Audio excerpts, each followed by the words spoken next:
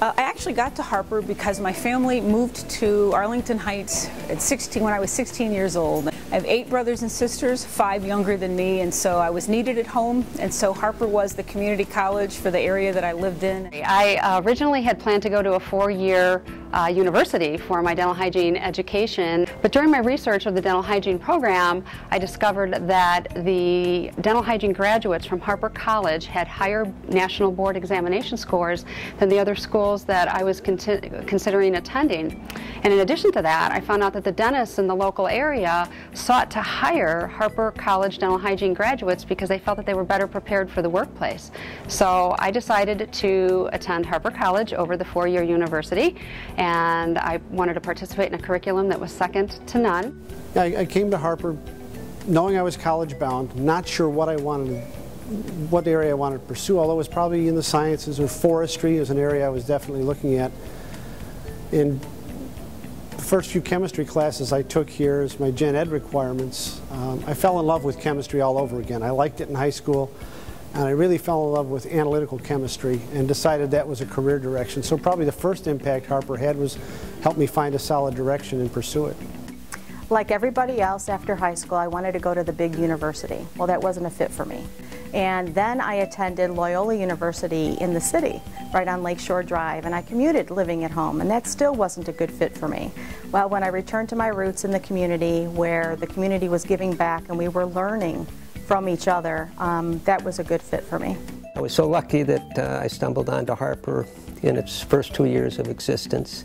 I always knew that I would be successful in business, but I wasn't sure that how I would do with formal education, particularly with my high school experience. I can't tell you how surprised I was at the dedication of the faculty members that I had. Practically every one of them was just truly inspiring. Last course I took, my last semester, was this required speech class, and I, like everybody else, put it off to the very end because I hated the idea of public speaking, and Dr. Muchmore was my instructor, and to this day I have been an international trainer in the area of disability awareness and employment of people with disabilities. I've lobbied, I've presented information to Congress, and really the only reason I can do that is because Dr. Muchmore's class made me realize, 1, how to think sort of logically and present a logical argument, and 2, that you actually wouldn't throw up if you stood up in front of a bunch of people and spoke.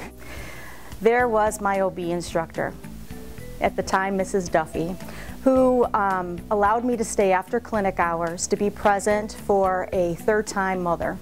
I got so excited when that baby was born, I kissed the husband right on the lips.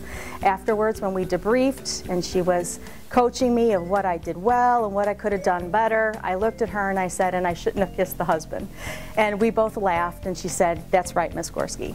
New staff, when they make a mistake, I don't point it out as a mistake. It's a learning opportunity. The chemistry class I took with Joe Clauser was an experimental class he did where it was completely student-centered and self-paced. I think I really learned how to learn, and I really became, without realizing it then, I gained an appreciation for the different learning styles people have and how adults learn, that later on, you know, my recent career as a training manager, I can see all those things that I learned by observation coming to fruition in how I do things today. You know, all of the instructors that I had while I was in the hygiene program truly were exceptional, but there was one that stands out as the super instructor, and her name is Kathy Hock. She made herself available to me to mentor me and to encourage me and make sure that I wasn't disillusioned by the program or my career choice in dentistry. Ron Stewart was one, and I have to make a quick remark about him. There were 2 concepts that I learned in his sociology class that stick with me to this day, and who I actually taught my kids at a very young age these concepts. One is the self-fulfilling prophecy, simply meaning that, you know, if you expect greatness, if you expect success, you know, the probability of it happening is a lot greater. It's self-fulfilling. The other is the concept of groupthink. The comfortable thing is to do what the group does, but it's not always the right thing. When I think about the impact that Harper College had on my life and that point in my life, it was really significant. And attending the hygiene program here gave me self-confidence, and it gave me the license to learn, and it truly raised the bar. And I'm so grateful for that experience, because I feel that it really helped shape my personal mission statement, and it gave me a vision that had no boundaries. That's what Harper did for me. It brought me that holistic feeling of who I am and what I need to survive and thrive. I really, truly believe in the community college program. It is really the hub of learning. If it weren't for the people I met here in the classes that I took and the experiences that I had, I probably would not have really gone on for all those advanced degrees. Often I think how fortunate I was to have Harper for those first 2 years of my, post-high school education. And the older I get, the more I appreciate it, because it just built a great foundation for life.